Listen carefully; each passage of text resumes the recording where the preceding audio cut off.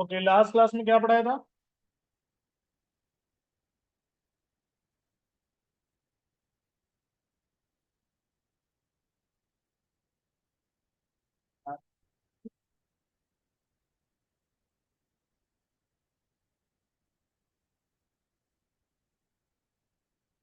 Class component and functional component ना।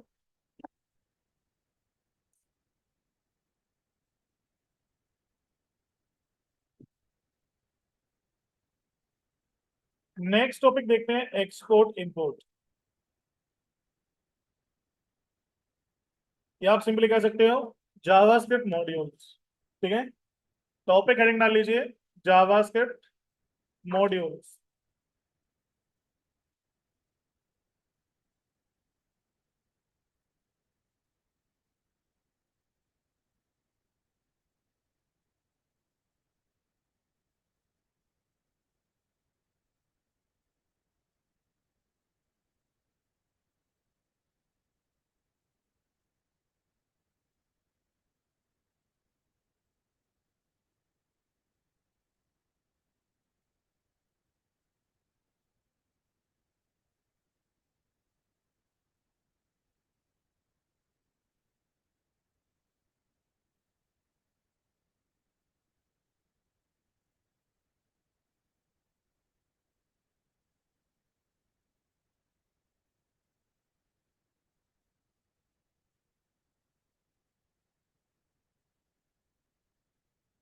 लिखिए दो लाइनें इसके बारे में, जावास्क्रिप्ट मॉड्यूल्स के बारे में। जब मैं वर्जन पढ़ाया था तो आपको बोला भी था कि ये टॉपिक आगे रिएक्ट वगैरह में पढ़ेंगे। देखिए, JavaScript modules are a way to organise and structure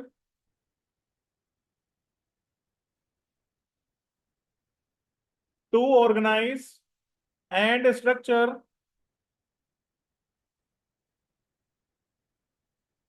our code by splitting by splitting it into smaller reusable pieces, into smaller reusable pieces.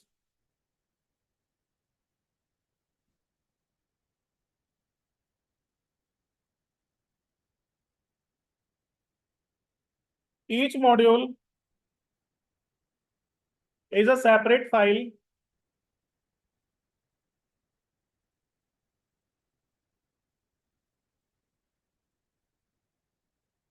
each module is a separate file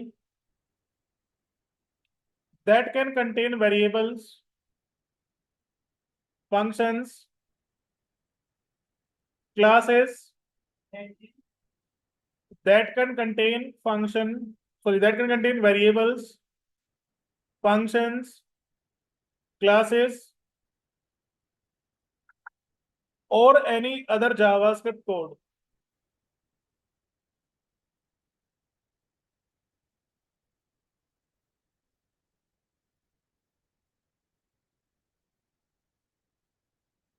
These modules can be imported and used in other files. This module can be imported and used in other files,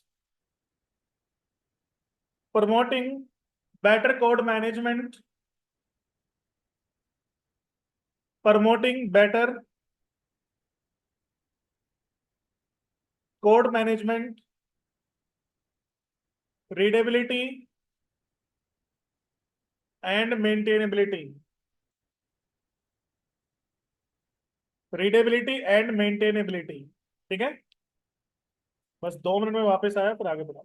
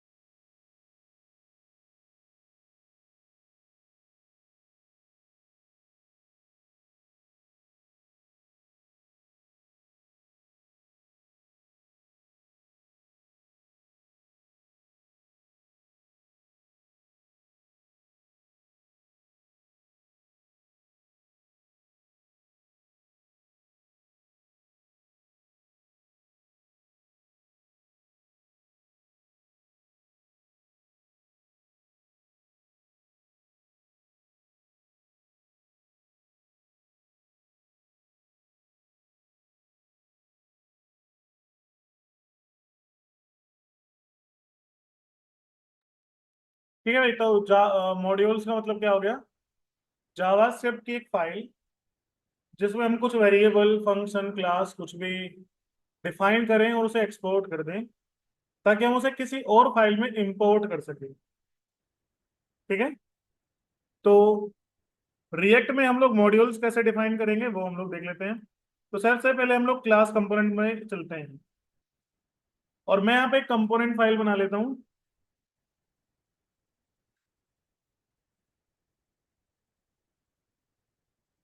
module example dot JSX, ठीक है भाई।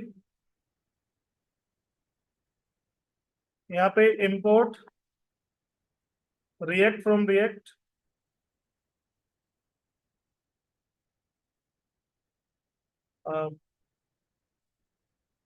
Class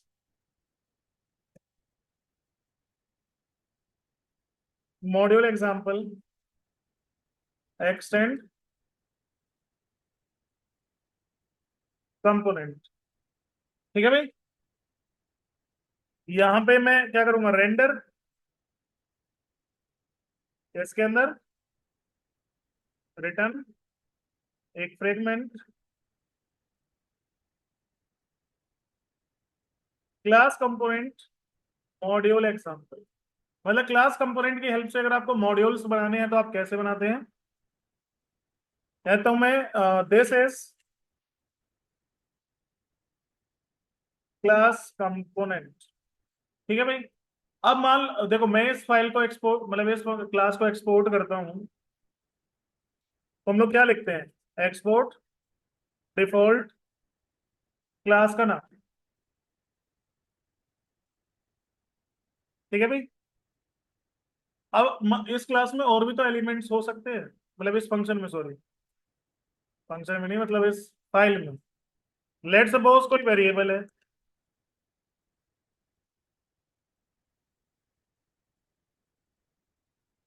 या कोई array है,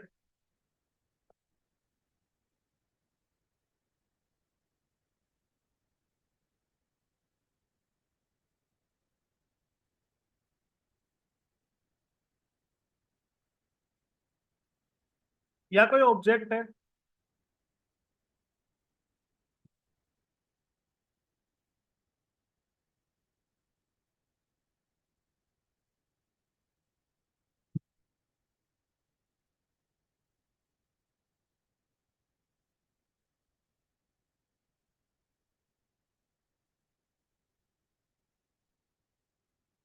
कोई function भी हो सकता है।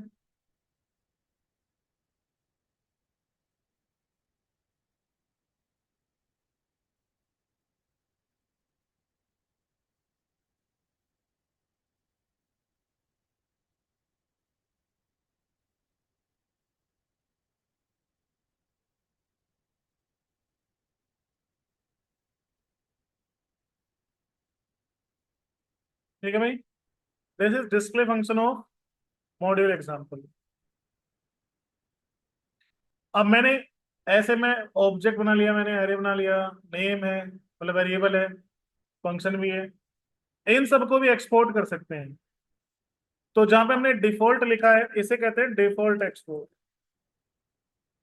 ठीक है। एंड ये जो स्टाइल हम लोग यहाँ यूज कर रहे हैं, एक्सपोर्ट इंपोर्ट वाला, इसे बोलते हैं हम लोग एमजेएस। ठीक है। एमजेएस स्टाइल या मॉड्यूल स्टाइल। एक होता है इसमें रिक्वायर यूज होता है। ठीक है। जिसमें रिक्वायर यूज होता है उसे हम लोग बोलते हैं सी जे स्टाइल, कॉमन जे स्टाइल। वो यूज होता है नोड जेएस में ज्यादातर। ठीक है। रिएक्ट में हालांकि यूज कर सकते हो, लेकिन मैं आपको रेकमेंड करूंगा कि आप इसमें सी जे एस यूज मत करना, आप इसमें एमजेएस यूज करो। ठीक है। तो एक्सपोर्ट इंपोर्ट जिसमें होगा वो एमजेएस, एंड जिसमें रिक्वायर वाली स्टेटमेंट्स होंगी वो क्या होता है? सी जे एस। अगर आप रिएक्ट का कोई कोड इंटरनेट पे देखते हो, या आप कोई पैकेज इंस्टॉल करते हो, वो सब आपको एमजेएस में ही मिलेंगे।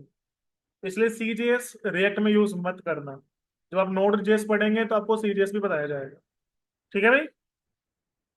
तो मैंने कर दिया एक आइटम डिफॉल्ट एक्सपोर्ट। ध्यान रखना, मॉड्यूल से एक ही आइटम डिफॉल्ट एक्सपोर्ट हो सकता है। ठीक है। अब बचे बाकी आइटम्स, उन्हें कैसे एक्सपोर्ट करें? क्या हम उन्हें एक्सपोर्ट नहीं कर सकते? कर सकते हैं। तो जो बाकी बचे हुए एलिमेंट्स हैं वो नेम एक्सपोर्ट होंगे। क्लियर है? इस बात का क्या मतलब है कि डिफॉल्ट एक्सपोर्ट क्या होता है, नेम एक्सपोर्ट। तो जिस एलिमेंट को एज अ डिफॉल्ट हम एक्सपोर्ट कर रहे हैं, ठीक है, वो होगा डिफॉल्ट एक्सपोर्ट। एंड जिन्हें नाम से एक्सपोर्ट करेंगे वो नेम एक्सपोर्ट। अब इसका क्या मतलब इसका मतलब क्या है और क्या क्या हमें फीचर्स मिलेंगे। देखो, जो डिफॉल्ट एक्सपोर्ट होता है इसका नाम आप चेंज कर सकते हो इंपोर्ट करते टाइम, लेकिन जो नेम एक्सपोर्ट होगा उसे उसी नाम से इंपोर्ट करना है जिस नाम से एक्सपोर्ट हुआ है। इसको समझो। मैं खाली लिख दूंगा एक्सपोर्ट, एक ऑब्जेक्ट, इसमें लिख दो name, array, object and function. ये क्या हुए हैं? Name export. तो जिस नाम से आप एक्सपोर्ट करेंगे उसी नाम से इंपोर्ट करना है आपको, लेकिन जो डिफॉल्ट है उसका नाम चेंज हो सकता है। सिंपल है भाई। और एक तरीका और भी है, वो बताऊंगा आपको दोबारा, पहले से यूज कर लेते हैं।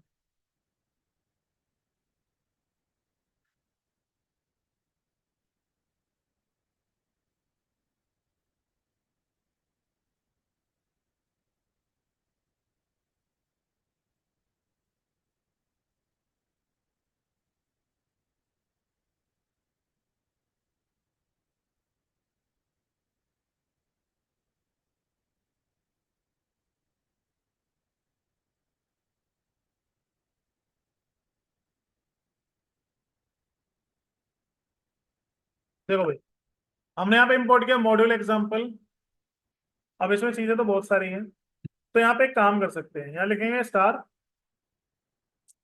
All as data. एक मिनट, स्टार ये कर्ली ब्रैकेट हटा देना। हमने क्या लिखा है यहाँ पे? इंपोर्ट स्टार मतलब all, import all as data from class component slash module example. अब जब आप इसे यूज करेंगे तो आप कैसे यूज करेंगे? यहाँ पे लिखेंगे डेटा डॉट डिफॉल्ट, जो डिफॉल्ट एक्सपोर्ट हुआ था, मतलब मॉड्यूल जो क्लास थी वो आपको डायरेक्टली लिखना है डेटा डॉट डिफॉल्ट। बाकी अगर आप यूज करना चाहते हो, मान लो क्या था, नेम, आप क्या लिखेंगे? Data dot name. कोई एरे, कोई क्या जो एक्सपोर्ट हुआ है वो एरे। और एक ऑब्जेक्ट को हम लोग भाई प्रिंट नहीं कर सकते, ध्यान रखना। अगर मैं यहाँ पे ईएमपी लिख भी दूंगा तो ये ऑब्जेक्ट ऑब्जेक्ट प्रिंट करेगा। मॉडी भी क्यों नहीं करता? एक मिनट, मैंने तो रन नहीं कर रखा क्या? सिंपल है।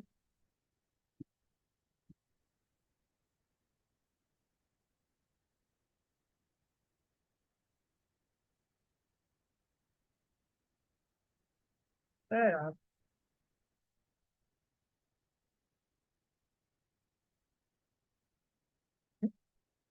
अच्छा रन ही नहीं है प्रोग्राम।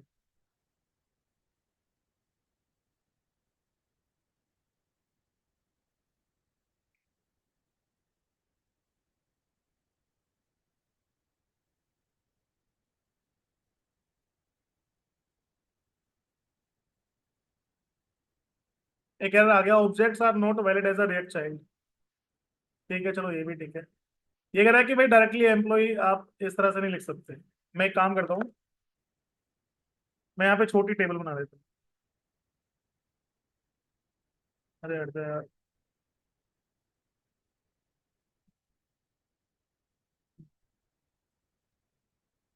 टेबल रख देता हूँ, मैं रख देता हूँ एम्प्लॉय आईडी, और लिखेंगे ईएमपी डॉट आईडी,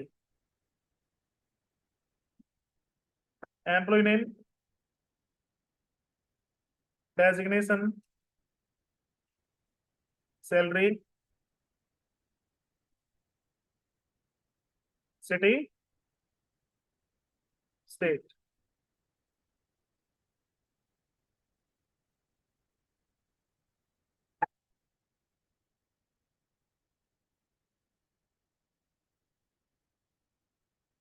डेटा आ गया। और फिर डिस्प्ले फंक्शन कॉल करना है तो आप क्या करोगे, करली ब्रैकेट लगाओगे, क्योंकि डायरेक्टली फंक्शन हम यूज नहीं करते। यहाँ लिख देते हैं data dot display, function call हो जाएगा, उसकी जगह आ जाएगा this is display of module example. Clear है भाई? लेकिन अब मैंने बोला था कि भाई डिफॉल्ट एक्सपोर्ट का नाम चेंज हो सकता है, लेकिन बाकी का एज इट इज इम्पोर्ट करना है। यहाँ पे कैसे? नहीं, यहाँ पे इस तरीके से नहीं। ये तो हमने क्या किया कि जितना भी एक्सपोर्ट हुआ है फाइल से, सबको हमने एक ही वेरिएबल में स्टोर कर दिया। ये बैड आइडिया होता है, बट फिर भी अगर आप दो तीन आइटम है तो आप इस तरह से यूज कर सकते हो, क्योंकि हमें बार बार देखो डेटा लिखना पड़ रहा है, तो बैड आइडिया है। इसलिए तो ऑब्जेक्ट डी स्ट्रक्चरिंग बनी थी। ठीक है, हम लोग क्या करते हैं, इसे डी स्ट्रक्चर करते हैं, तो जो डिफॉल्ट एक्सपोर्ट होता है वो डायरेक्टली आएगा आपके पास, एंड जो नेम एक्सपोर्ट होते हैं वो करली ब्रैकेट के अंदर आते हैं। इसीलिए इस फाइल में रिएक्ट जो है वो डिफॉल्ट एक्सपोर्ट है, और जो कंपोनेंट है वो नेम एक्सपोर्ट है। क्या क्या एक्सपोर्ट हुआ, नेम, एरे, एक डिस्प्ले फंक्शन और एक एम्प्लॉय। अब आप एक चीज देख रहे हो, मैंने ऑर्डर चेंज कर दिया यहाँ पे, तो इससे कोई फर्क नहीं पड़ता। आप जिस ऑर्डर में एक्सपोर्ट कर रहे हो, जरूरी नहीं है कि उसी ऑर्डर में इंपोर्ट करो, कैसे भी कर लो। अरे मेरा मन नहीं कर रहा डिस्प्ले को इंपोर्ट करने का, तो रहने दो। समझ में आया? इनमें से जरूरी थोड़ी है कि भाई जितने भी आइटम एक्सपोर्ट हुएंगे सारे इंपोर्ट करने हैं। भाई जो चाहिए वो करो ना। तो जो नेम एक्सपोर्ट होगा उन्हें करली ब्रैकेट में इंपोर्ट करना है, जो डिफॉल्ट एक्सपोर्ट हुआ होगा उसे डायरेक्ट करना है। अब एक बार मैं यहाँ पे डिस्प्ले, एक सेकंड, अब मैं डेटा हटा देता हूँ क्योंकि ये मैंने लास्ट एग्जांपल भी लिया था। अब मैं डायरेक्ट लिख देता हूँ, अच्छा डिफॉल्ट नहीं लिखना, इसकी जगह क्या लिखोगे, मॉड्यूल एग्जाम्पल। कुछ एरर है, अच्छा मैंने दो बार लिख दिया, ओके सॉरी। क्लियर है भाई? सिंपल। तो हमने मॉड्यूल एग्जांपल, अब यहाँ पे नाम चेंज करके देखते हैं, मॉड्यूल का नाम मैं यहाँ पे टेस्ट करके देखता हूँ।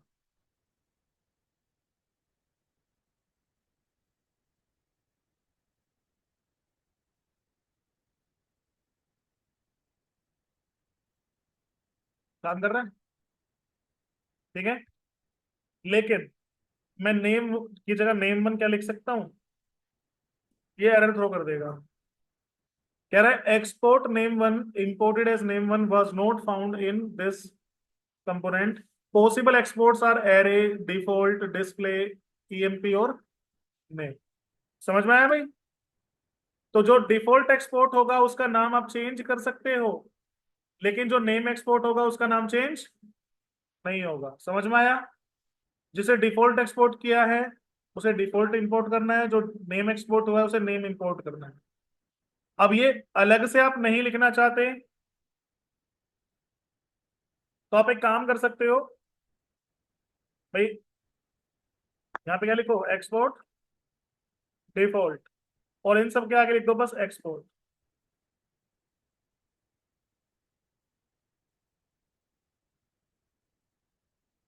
सिंपल है।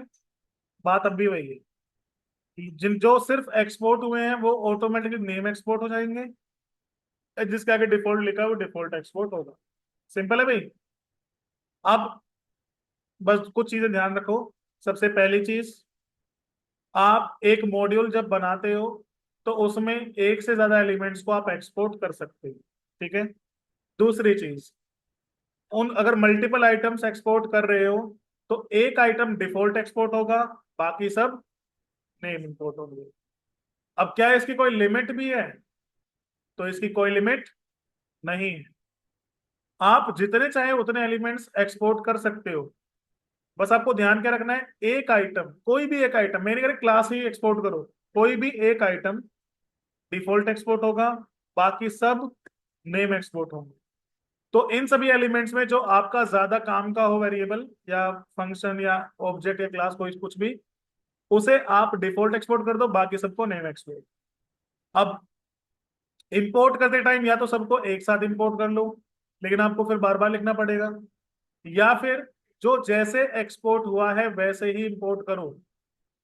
ठीक है, डिफॉल्ट एक्सपोर्ट डायरेक्ट, और नेम नेम इंपोर्ट इन करली ब्रैकेट। क्लियर है भाई? कोई कंफ्यूजन? फटाफट से नोट करो अभी ये भी कर लो और ऊपर वाला भी कर लो, ताकि आइडिया रहे क्या क्या कर सकते हैं।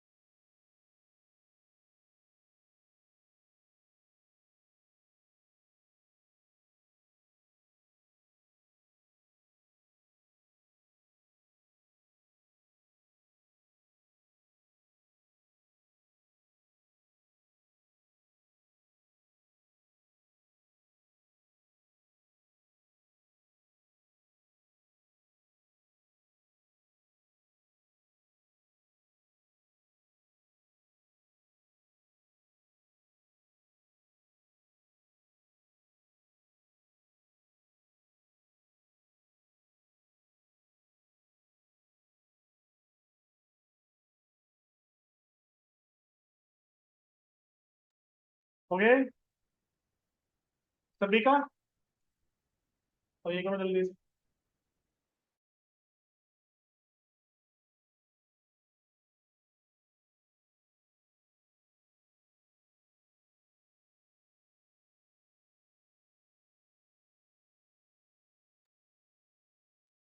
ये के बाद कुछ और भी बाकी रह रहा है। भाई तुम्हारा कोर्स क्या है, कोर्स तो बता।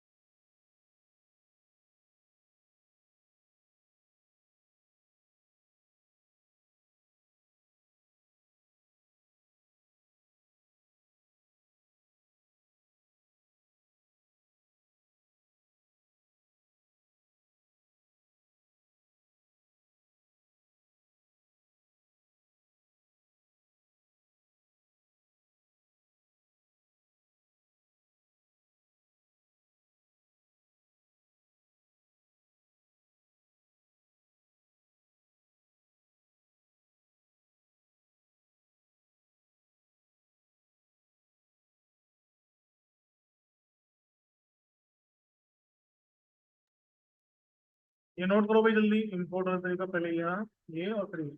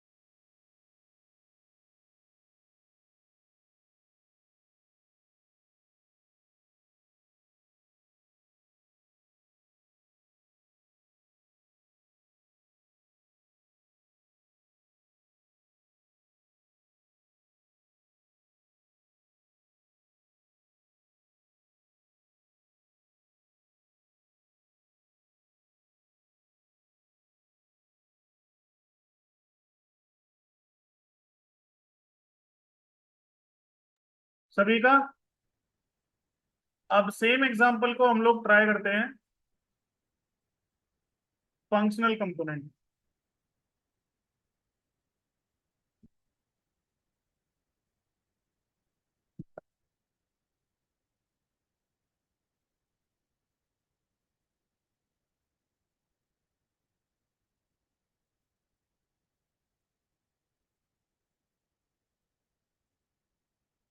Import react from react. भाई लेट सपोज यहाँ पे एक वेरिएबल लेते हैं नेम,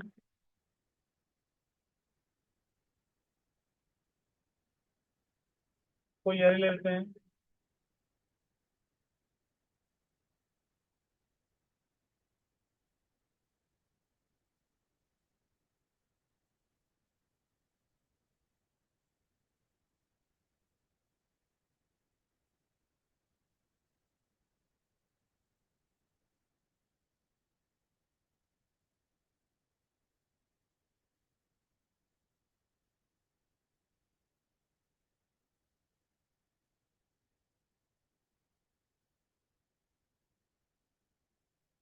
ठीक है भाई,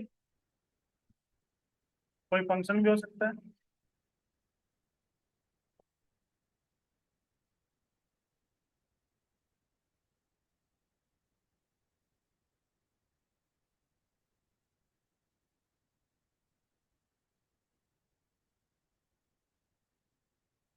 एंड इनके अलावा आपका मेन कंपोनेंट, इनमें मैं एक्सपोर्ट लगा देता हूँ, तो आपको बताइए भाई, साथ में भी लिख सकते हो, अलग अलग भी लिख सकते हो। Export, export default function, function का नाम मॉड्यूल एग्जांपल।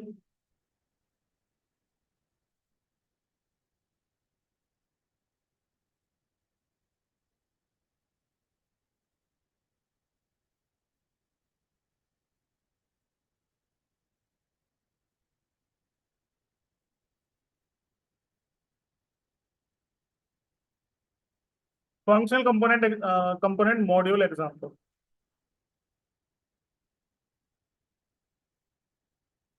ठीक है।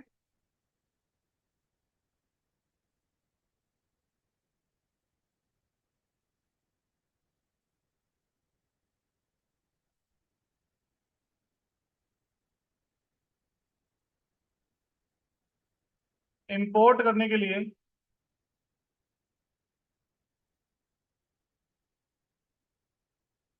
मैं बस ये चेंज कर देता हूँ, क्योंकि मैंने बाकी सब सेम नाम से ही लिया है। ठीक है भाई, बाकी सब तो सेम ही लिया है मैंने। ठीक है भाई। और जैसे एरे है, यहाँ पे एरे में प्रिंट कर रहा हूँ,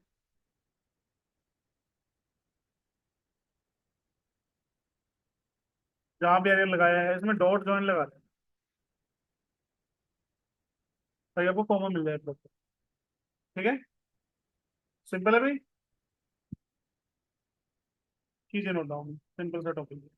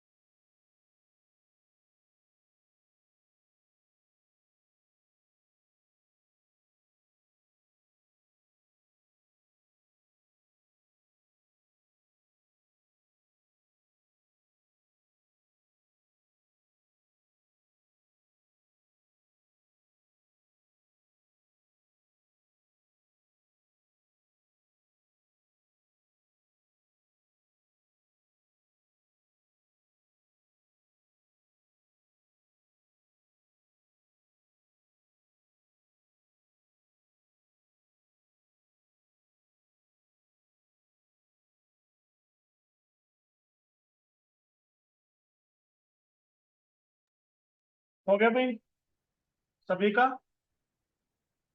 ठीक। अब एक छोटा सा एग्जांपल और देखते हैं क्लास कंपोनेंट पे।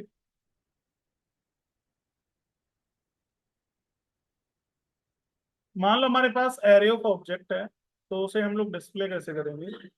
ठीक है। अम,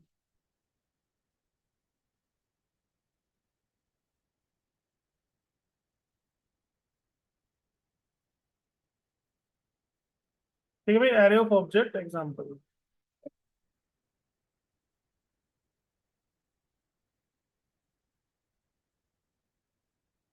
export default class array of example extend.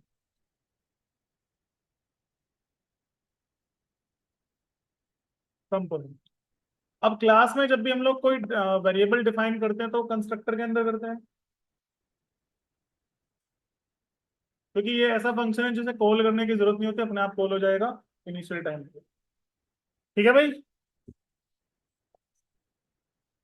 तो यहाँ पे एक डेटा नाम का वेरिएबल डिफाइन कर लेते हैं, जो कि होगा एरे ऑफ ऑब्जेक्ट। मैं यहाँ कुछ ऑब्जेक्ट्स पास कर देता हूँ, लाइक कोई एम्प्लॉय का रिकॉर्ड हो सकता है ये, लाइक आईडी, नेम,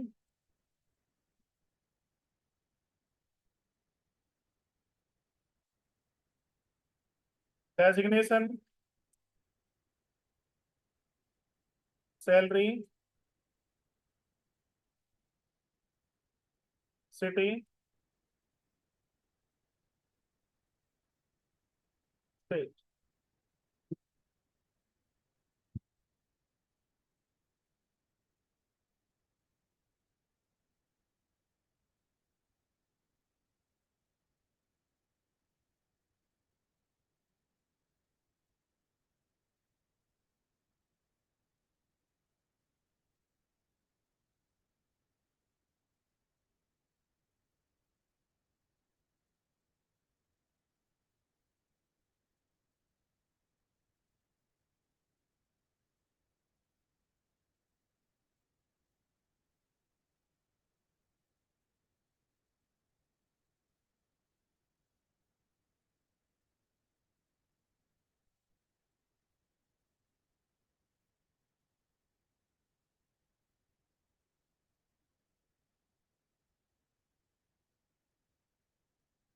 ठीक है भाई, ऐसे रैंडम से कुछ डेटा ले लिया। अब इस डेटा को मुझे डिस्प्ले करना, मतलब मुझे क्या करना पड़ेगा इसके अंदर? भाई रेंडर तो ऑब्वियस से बात है, मैंडेटरी फंक्शन है। यहाँ पे क्या करेंगे? Return fragment h1 class component example to display an array of objects. तो इसके लिए मैं यहाँ पे यूज करूंगा एक टेबल। ठीक है। First of all T head, T R, T H, एक ID, name, designation, salary, city and state.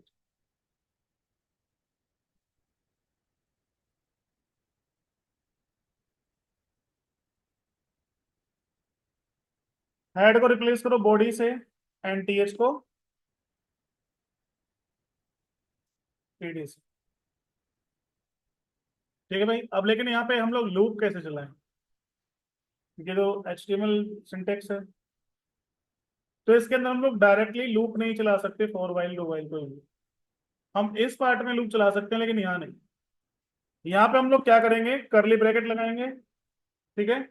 और जो हमारा वेरिएबल है उसे कैसे एक्सेस करेंगे? दिस डॉट डेटा, इसमें लगाएंगे मैप। मैप क्या करता है? एरे मैप एक एरे रिटर्न करेगा, जो भी कॉल बैक फंक्शन का रिजल्ट होगा उसका एक एरे। इसे मिलेगा एक आइटम एंड इंडेक्स यहां से कर देंगे रिटर्न।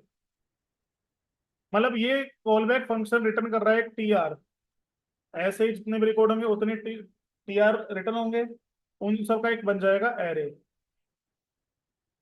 ठीक है भाई। एंड यहाँ पे आप इंटरपोलेशन सिंबल लगाएंगे वेरिएबल इंजेक्ट करने के लिए। तो एक जो करली ब्रैकेट होता है इसे इंटरपोलेशन कहते हैं। ठीक है। आप लिख दो आइटम डॉट आईडी। अब वेरिएबल ध्यान रखना, जब भी हम लोग वेरिएबल या कोई स्टेटमेंट लिखते हैं तो करली ब्रैकेट के अंदर लिखेंगे। पिछली बार हमने अभी वेरिएबल्स डिफाइन किए थे, फंक्शन कॉल किया करली ब्रैकेट के अंदर। ठीक है। अब यहाँ पे हम लोग वैल्यूज को डिस्प्ले कर रहे हैं। Item name, item designation, item salary, item city and state. अब इसे मैं कॉल कर लेता हूँ यहाँ पे इंडेक्स जेएस के अंदर।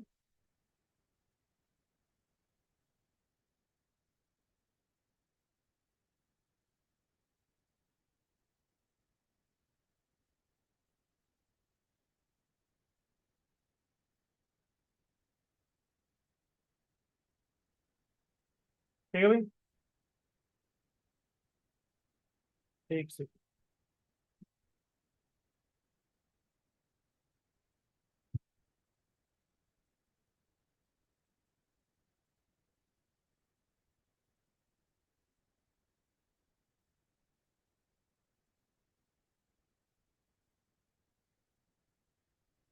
ओ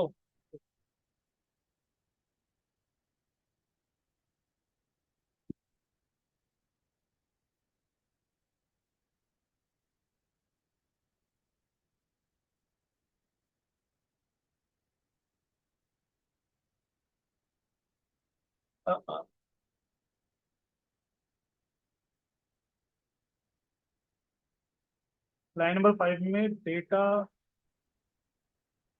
इज नॉट डिफाइंड कंस्ट्रक्टर लिया प्लेस डॉट डेटा।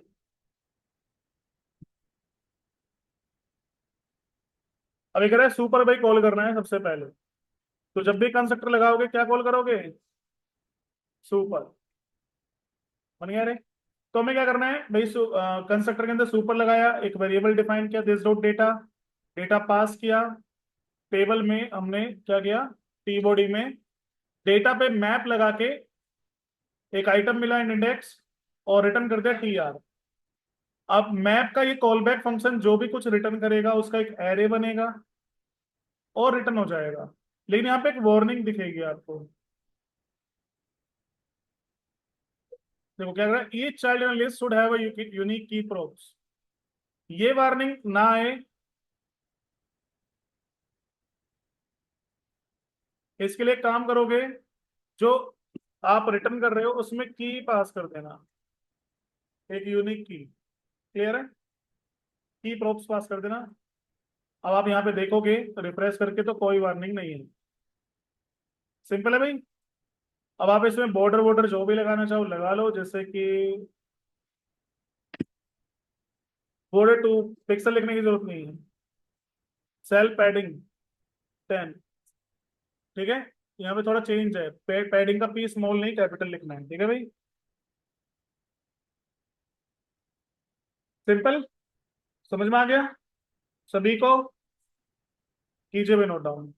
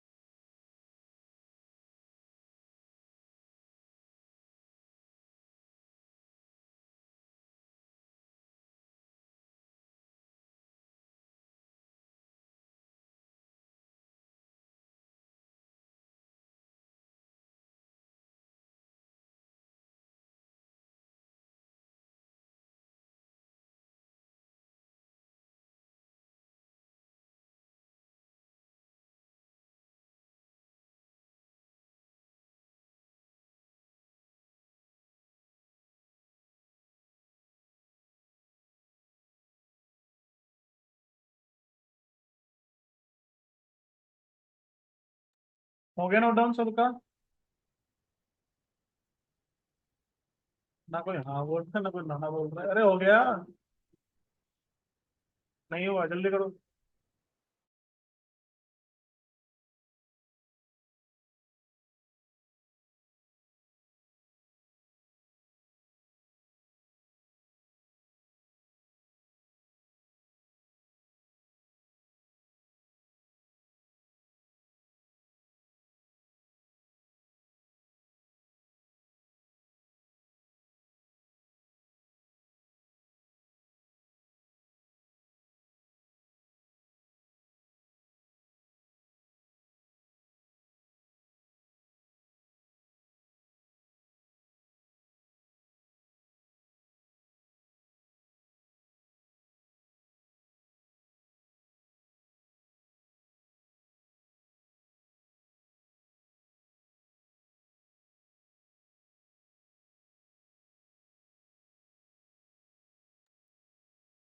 ठीक है भाई, तो आज के लिए इतना ही। बाकी नेक्स्ट क्लास में कल भाई रिवीजन करते रहिएगा साथ के साथ।